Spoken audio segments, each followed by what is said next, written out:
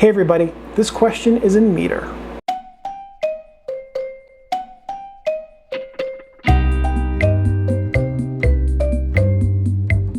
How does open aperture metering work? If you're using a camera that's from the 1960s and onward, you're using something called open aperture metering in general. The exception to that is things like the Spotmatic. But let's say you've got a Pentax K or newer camera, a Canon A series or newer, a Nicormat or Nikon F or newer, Miranda, the Sensor X's, things like that, for instance. Most of the SLRs you're going to use what's called open aperture metering. And what that means is that the camera can take a meter reading at any aperture with the aperture wide open. So the way that that works is that the lens communicates to the camera its maximum aperture. So I have here a Nikon FM2. It's going to be hard to see, so you'll have to trust me on this a little bit. But if you have a Nicormat FTN, you'll see this little nostril here, this nose. This connects to a little bit on the Nicormat, and as the aperture ring moves, the nostril moves, and that thing that it connects to in the camera moves, telling the camera what aperture you're at. With Nikons that don't use this pin like the FM2 does not, there's a flange edge right here on the aperture ring that adjusts a pin on the Nikon here. Nikons and Minoltas have this on the outside of the camera. Pentaxes and Canons have it on the inside. So what happens is when you have the lens on the camera and you adjust the aperture ring, the camera knows, because the aperture ring is moving something either on the outside or inside of the camera, what the aperture is set to. So I've got it set to f8 right now. The camera knows that. When I have the lens cap off, the camera's aperture is wide open.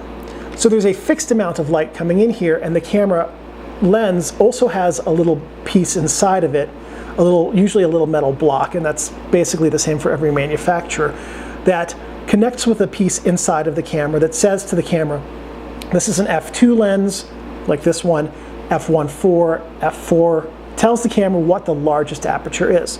So the camera knows that the amount of light coming in through here on this lens is at f2. So now it also knows that if I stop this down 4 stops to f8, that it needs to expose the image 4 stops greater than the amount of light coming through the lens. So if the actual shutter speed, let's say, is 1/250th of a second at f2, but I set this to 1/8, now the camera knows that I have to go up 4 stops to 1/15th in order to have the exact same exposure as 1/250th at f2. And it does that just to all of these mechanical linkages on the camera. So open aperture metering works by combining mechanical linkages on the lens with mechanical linkages in the camera that adjust the way that the light meter outputs data to you, so that even though the aperture stays the same way, wide open, the camera will provide a different meter reading based on your image aperture. Then when you actually take the picture, before the shutter opens, the aperture will stop down, mirror flips up while the aperture stops down, the shutter curtain opens, shutter curtain closes, or however, whether it goes up and down, side to side. After the curtain closes, the mirror falls back into place and the aperture opens back up, which is why when you look through your camera, for most of them, after the image is taken, it appears as though the aperture has never stopped down. But if you want to prove to yourself that it's actually happening in that way, without any film in the camera, set your shutter dial to 1 second and your aperture to f22 and look through the lens instead of the viewfinder when you take the picture, and what you'll see is that the lens stops down for the picture and then opens back up. And that's how open aperture metering works.